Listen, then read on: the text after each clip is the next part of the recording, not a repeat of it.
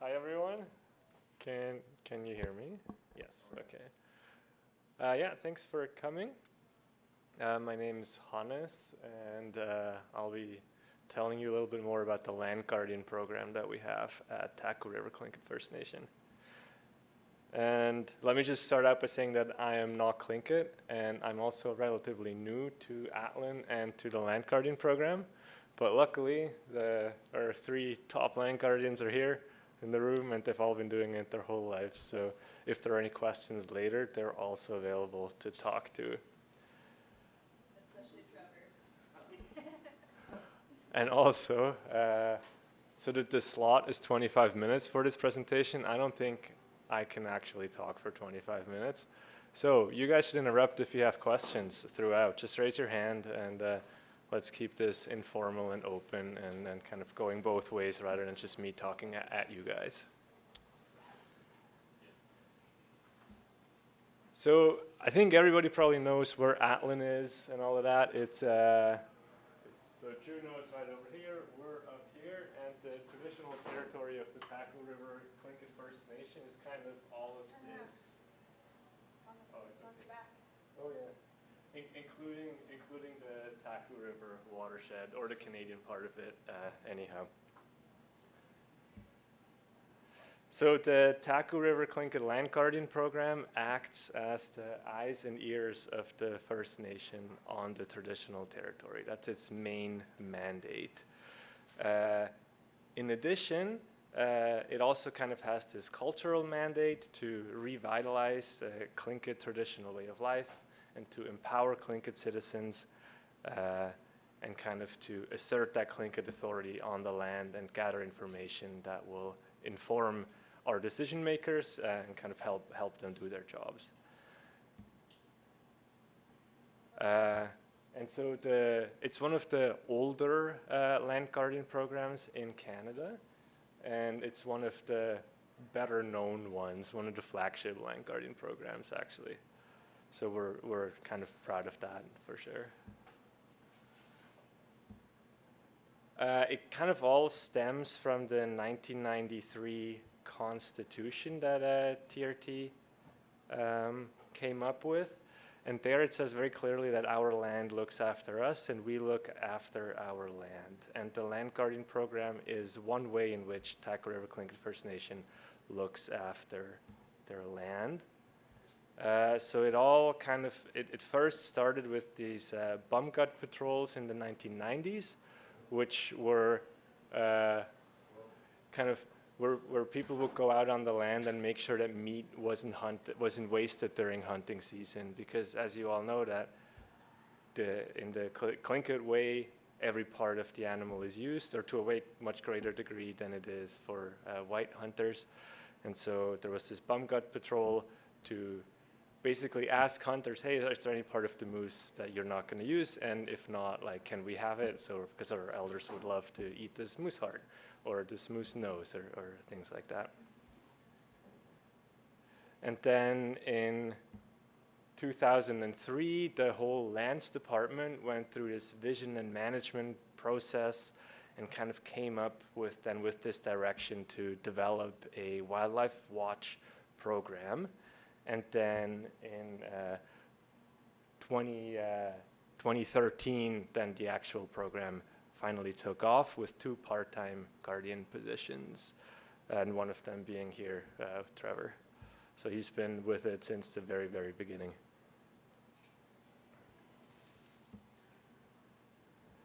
There's been steady growth since then, and we've been able to take on more and more projects and activities. Currently, we have 3 full-time land guardians. They're here with me today. We have, in the summer, when things are most busy, we have 2 seasonal guardians, or up to 2 seasonal guardians. They're often students. So this summer, we had 2 high school students, Tlingit high school students, who worked with us as guardians during the summer. And then we have 1 program coordinator, which is me. The objectives of the Land Guardian program are kind of 4-fold. There's 4 pillars, if you will. First one is cultural activities and outreach. So there's things Shauna is especially good at this, organizing things like salmon ceremony or food fishing or those sorts of things, or meeting with, going to the school, meeting with students and talking to them and kind of describing more to them about the Tlingit traditional territory and about what's going on it. Second pillar is environmental monitoring, so that's wildlife monitoring, water quality monitoring, that sort of stuff. Land user monitoring is the next one. This is especially important during hunting season. There's a lot of people from all over BC that come to hunt in TRT territory, including from Vancouver and Smithers and Victoria and like places very far away. Because it's so remote up there, there's still open season for moose, so they don't have to enter a draw to hunt moose, and so they come to TRT territory, and that creates a lot of pressure on the wildlife. And so hunting monitoring is one of the kind of more important things that happens, especially this time of year. And lastly, capacity building. There's a lot of trainings that we do and workshops, and then trying to include high school students like our youth guardians to build them up and give them skills to either to be land guardians or to take those skills elsewhere and use them in their careers and in their lives. This is our current team. 3 of them, again, are in the room. We have Jerry Jack over here, Trevor Williams, and Shauna Yeomans. They've all been with the program for many years. Myself as the program coordinator, and top left, one of our youth guardians, Isaiah Karlik. So the rest of the presentation, I'm basically just going to take you through a few examples of projects and activities that the Land Guardian program does, and I'll tell you a little bit about each of them. And again, I encourage you to, if you have questions, just raise your hand. And there's 4 of us here to help you answer them. So first thing is salmon stewardship. So just this summer, there was a 2-week culture camp on the Taku River, organized mostly by Shauna, actually, she did a great job on that, where we went food fishing and then processed that fish and then brought it back to the community. And we involved elders and youth in that, and there were kind of more cultural components to it as well, in addition to just the catching of the fish, and it was a great success. Then we've organized a hike down a traditional trail a few times now. These pictures are from last year. So last year we actually partnered up with the Tlingit language people in Atlin. And then we organized this big hike with 20 people down this traditional trail. It was a 4-day long hike, and we had people of all ages. I think the youngest one was 16 or 15, and the oldest one was in their 60s, and of various hiking abilities, from never having hiked before to doing this all the time. And as a big group of 20 people, we all hiked this traditional trail over 4 days, and we had each day we had Tlingit time, basically, where you were only allowed to speak Tlingit. So all of us had at least done a crash course in Tlingit before this hike. And then we kind of had this immersion part to it as well, which was really cool. We have a question in the back, yeah? What is the name of the trail and how long is it? It's called the Nakana Trail, and it's the traditional trail that connects Atlin to the Taku River watershed. And it's 30, Shauna says 34 kilometers, something like that. Yeah, exactly. Yeah, so it takes you kind of to the part of the Taku River watershed that's like farthest upriver, that's still navigable by canoe. So back in the day, that's how far people would go, and then that's where the canoes were left, and for them, you would walk to Atlin from there. Then we also work with our health and social department a lot. They put on spring break activities, for example. That's this picture. This is from spring break last year.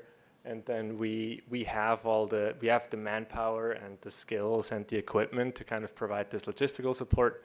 So here at Spring Break, for example, there was a big sledding hill, and we would drag people up the hill on the skidoos and let them slide down. And we help them set up and take it down, and we do a lot of that stuff too. Then in the past, not so much anymore now, in the past, mining reclamation used to be a lot of the work that the land guardians did. There's a lot of placer mining in and around Atlin, and placer mining just completely destroys a creek, as you all know. And then the reclamation work that happens afterwards, the land guardians were involved in. So I think here they're planting trees. All of that work, or most of that work, has since been taken over by our mining division, so we're less heavily involved in it. But that kind of like restoration and reclamation work definitely falls within the land guardian mandate as well. Site inspections and working with outside consultants, that's another big one. So basically, whenever a environmental consultant wants to do any work within the traditional territory of Taku River Tlingit First Nation, the expectation is that they contact us and that they involve us in the process and invite us to come out with them. Now, we can't always say yes because we don't have the manpower, but we go out as often as we can. So in this picture here, this is an old hydrometric station that Environment Canada had that they're decommissioning because they use creosote in the wood, and so that now needs to be taken out. And so they hired an environmental consulting company to come in and take out this station, and then the land guardians went out with those consultants, basically just to watch them work. Yeah, like we didn't actually do any work or that much work ourselves. We're just there to keep an eye on them, really. And then we bill them for that time. So it's actually a revenue generating opportunity for the land guardian program. Yeah. And they're very good about it. Like they're not reluctant or anything to get in touch with us or then to pay when we send them the invoice. So it's actually worked pretty well. Then I mentioned this a little bit before, hunting patrols and land user patrols, very important, especially during hunting season, but also during other times. Atlin is close enough to Whitehorse that a lot of people come down from Whitehorse for recreation. So in the summer, that could be hiking or canoeing or kayaking, that sort of stuff. In winter, skidooing. And that has a big impact on the land, especially close to Atlin. So we like to be out there as much as possible just to know what's going on. How many people are out there? When are they out there? Where are they going? What are they doing? Some of these patrols we do jointly together with the conservation officer. I'm not sure what the equivalent of the conservation officer is in Alaska, like the game warden, the person who hands out tickets for poaching. So we do joint patrols with him because we ourselves, we don't have enforcement authority. So if we do see something happening that's illegal, then all we can do really is record it and then report it either to the conservation officer or to the police. Sometimes we do go on joint patrols with them, and that has worked pretty well, actually. Often they're actually quite happy to have us along because the conservation officer does his patrols on his own otherwise, and it's nicer to have someone else there with him and have a second set of eyes and a second person to back him up. And then we also like to collaborate with neighboring guardian programs. This hasn't happened as often as we would like to, but we're working on it. So Carcross Tagish First Nation and the Teslin Tlingit Council, they also have their guardian programs. And to the degree that it's possible, we like to work together with them. Then outreach to visitors. In this example here, Shauna is talking to a group of high school students from Whitehorse who came through Atlin on a bicycle trip. And they approached us actually and said like, hey, we're going to be in your traditional territory. It would be great if would one of you like to come out and talk to the students and tell them a little bit more about the traditional territory of the Taku River Tlingit First Nation. And that's what's happening here. So Shauna and I went out, and then Shauna gave a wonderful presentation to those students. Yeah, and since we're out on the land a lot, it's often us that visitors interact with. So we really kind of represent the First Nations to visitors on many occasions. And I say we in all of this. I'm in the office most of the time, actually. It's these guys that are actually out on the land. Then we, sometimes me, most often them, do a lot of technical work too. So the biologists from British Columbia will come up and do a moose survey or a sheep survey and all kind of those more technical studies relating to the environment. And it has worked very well that this is always a collaborative process. So kind of those surveys get planned together and then executed together between the biologists from the province and the land guardians.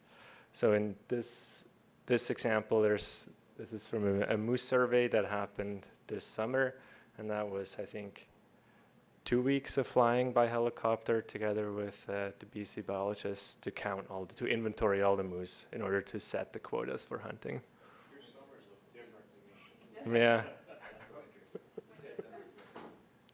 Yeah, I said summer. It's winter. Yeah.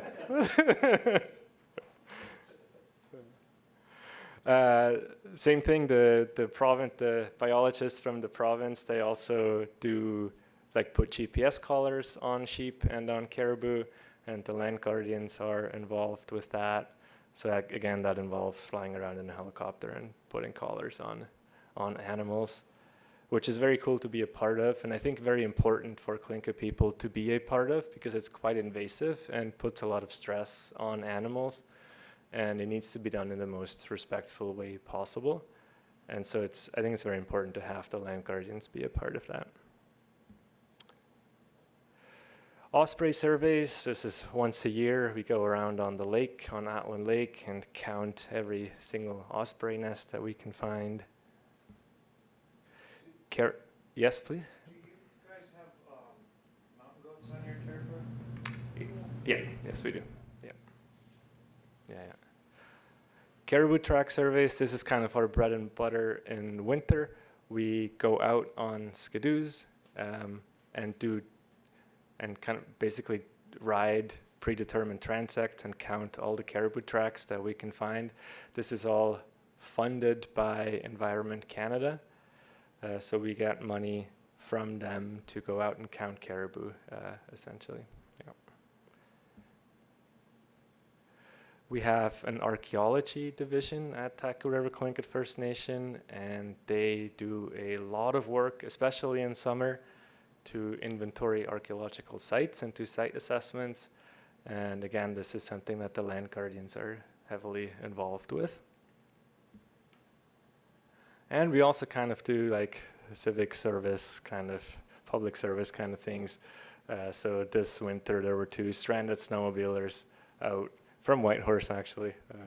And the land guardians, they broke both their snowmobiles, right? And the land guardians went out and rescued them. And I think those things are quite important as well, to kind of build those bridges and kind of engage with the community to the degree that it's possible. And then training. So because most of the work is outside and kind of involves machinery and being far from help, we have to do a lot of training to keep us safe on riding skidoos and quads and first aid and wilderness survival and flying drones and all that sort of stuff, kind of to give us the skills that we need to do the job. And that is the end. I'd be glad to take questions. Thank you.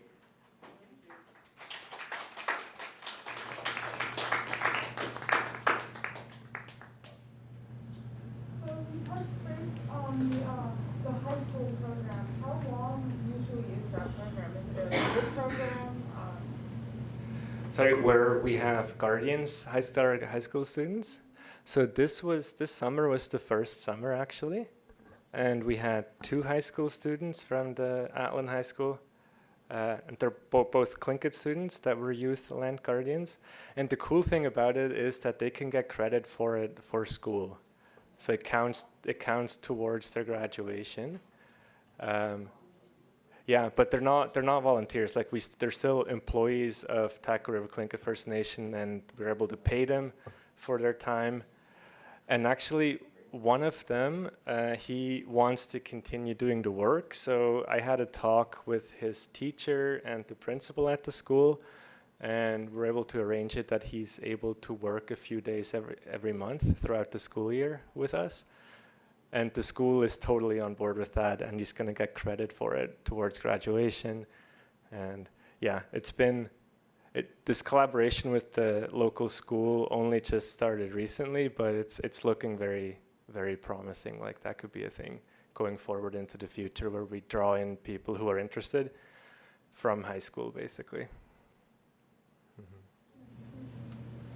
So thank you for the presentation. I really got a lot. Are you all involved with the Trans-Boundary River Commission? Yes, and I'll let Shauna, would you be willing or able to talk to that a little bit? Because I think you're most involved with it as it pertains to salmon, at least, right? Yeah.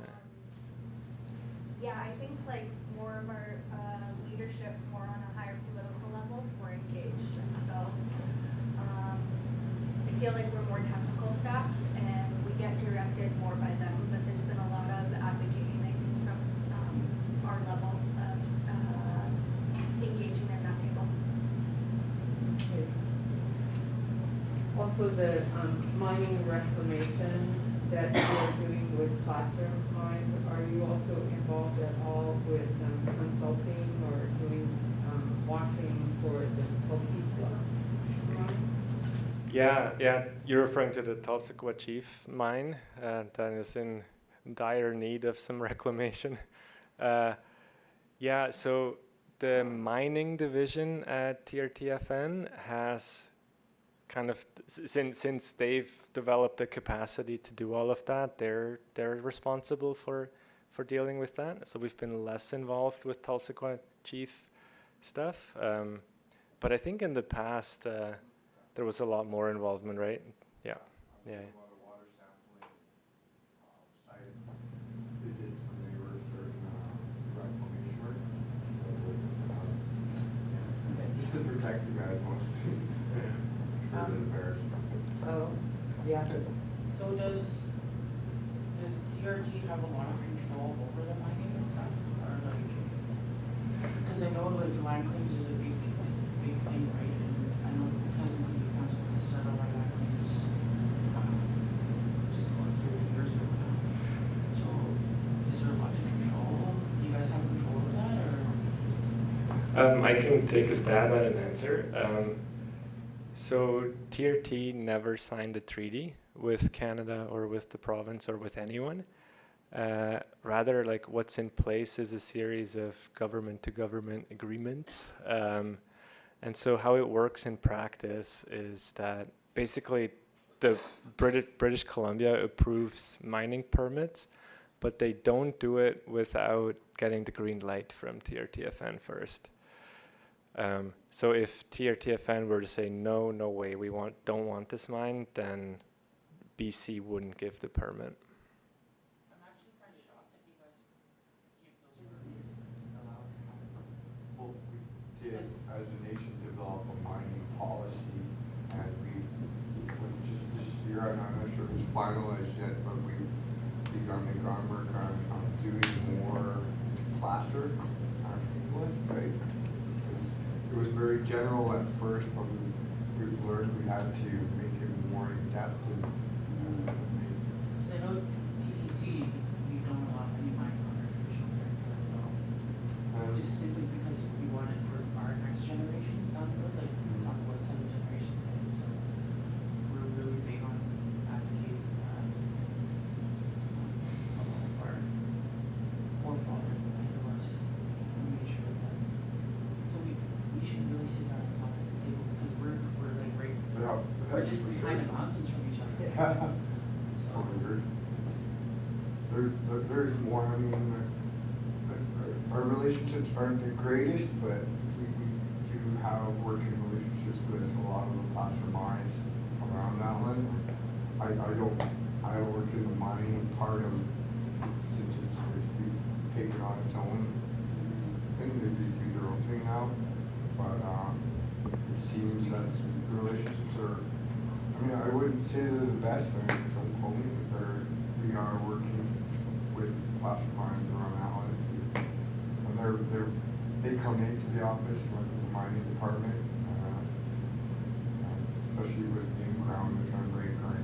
so if one of the mines were to take like the ultimate royalty, are you guys gonna benefit from that? Yeah.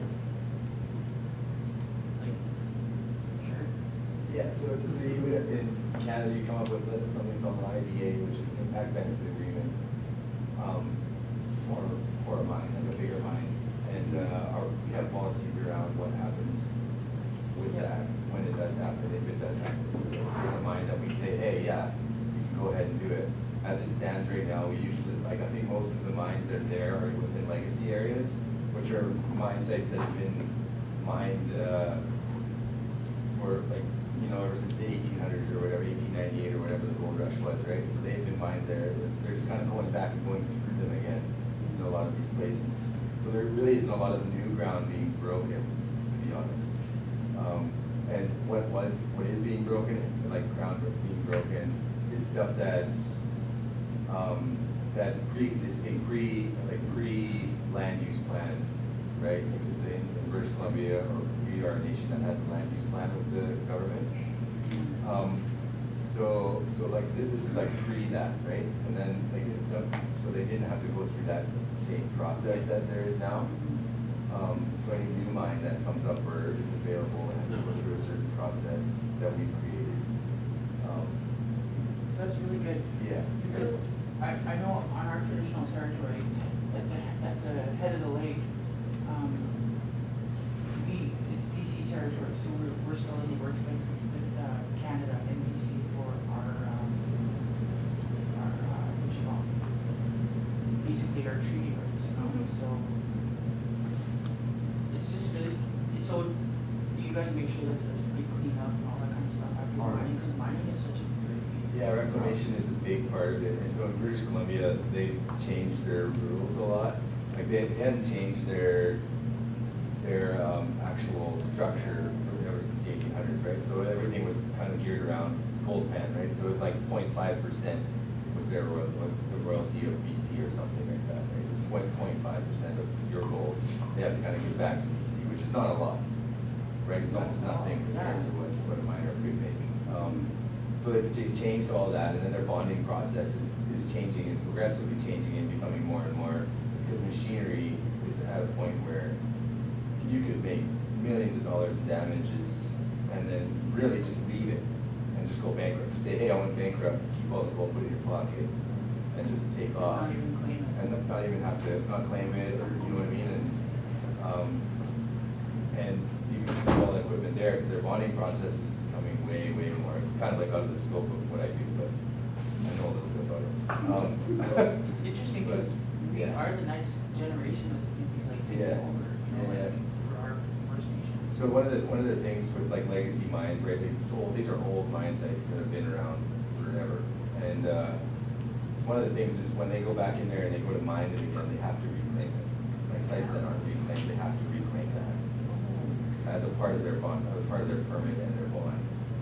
And a bond takes into things like consideration, like the age of your equipment, the shape your equipment's in, how much stuff you're gonna bring in there. So if you have this, if you're multi-million-dollar operation, you're bond does go up, but if it's all brand new equipment and stuff that's not gonna be left there on the mine site, that's not worth anything, then your bond increases if you have like crappy equipment, and trucks, you know what I mean, like this kind of stuff.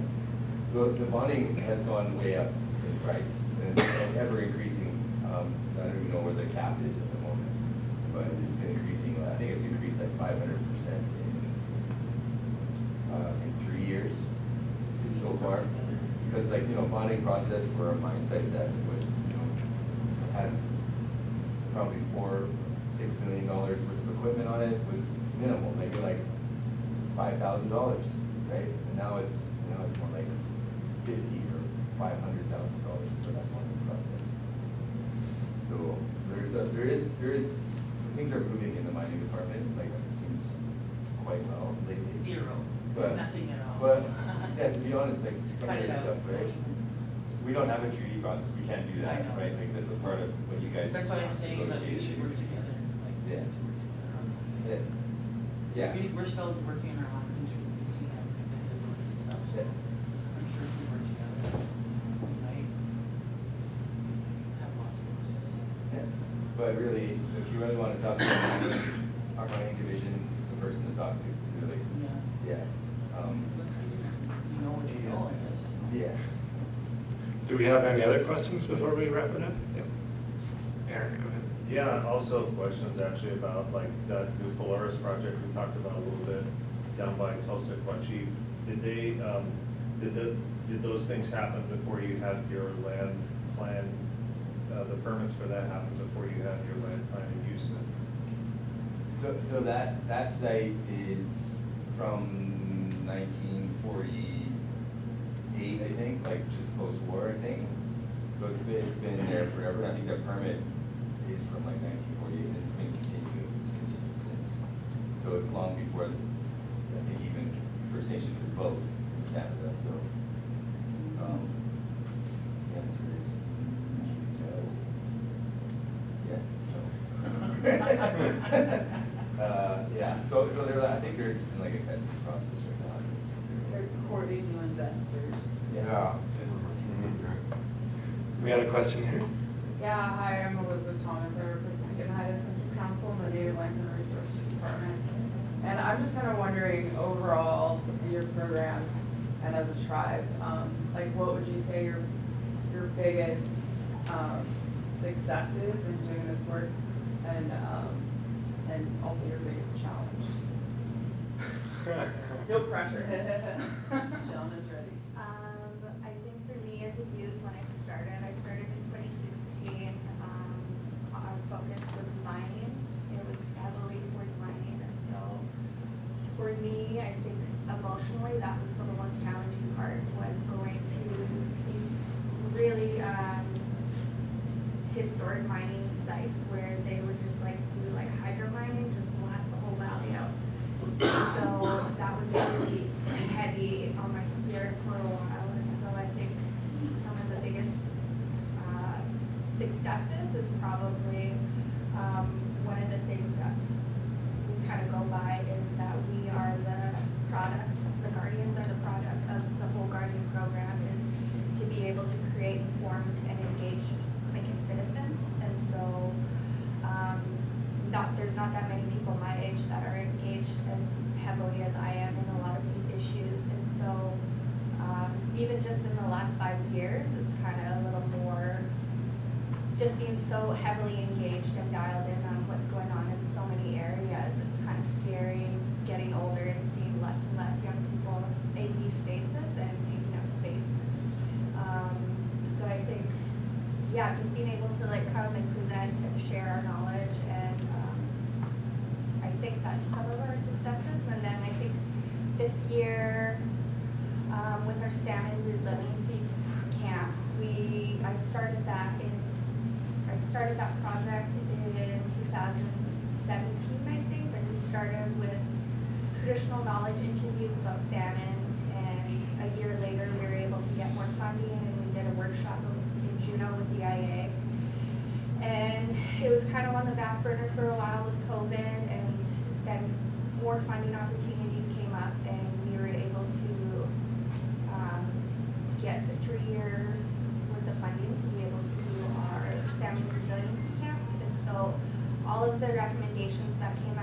interview kind of was what created this camp. And so a lot of it was like traditional knowledge sharing and like just being able to have elders to like children in camp. And I'm not sure a lot of you know, but we are really, we're isolated from the river. So it takes like a helicopter, $1,300 to get to the actual watershed. And so we do incredible work on land protection, but I think like socially, like social and health-wise, like our people have struggled with that. But we have done a lot of land protection work and conservation efforts, but we're getting in a time where that's, you're starting to see the effects of focusing so much on our land that now our people are struggling, and so how do we kind of bring that back into balance? And so this year was being able to bring 2 of our youth out to the watershed, and it was also the first time we were able to bring more community members into the watershed. Usually it's just guardians, and so it was really exciting to share all of these exciting things that have empowered us as guardians with our community also. And just being able to be with the program for that long, to see how long it actually takes for meaningful programming and programs to come out. It takes a long time. It doesn't happen in a month or in a year. It takes multiple years. And so and it was really exciting because Trevor and I are both sit on our nonprofit Taku Conservancy, and so for our land use plan in the early 2000s, our nonprofit was able to raise up enough funds to buy out these guide outfitting camps. So this is the first time we were actually able to do community programming in these camps that used to just murder and kill all of these wildlife and just for profit basically. And so this is the first time we were able to do like a salmon resiliency camp. And so I'm like seeing all of these names from like for 30 years or whatever written into cabins, and they're taking mountain goats, black bears, grizzly bears, and this year I was able to write my Tlingit name and what we were doing, and it was salmon resiliency, and it was like a really profound moment for me of like all the work that has been done in the last 30 years to get us to where we are today. It's really exciting. So yeah, that's my answer. Maybe we should wrap it up here. I think we're over time. Thank you.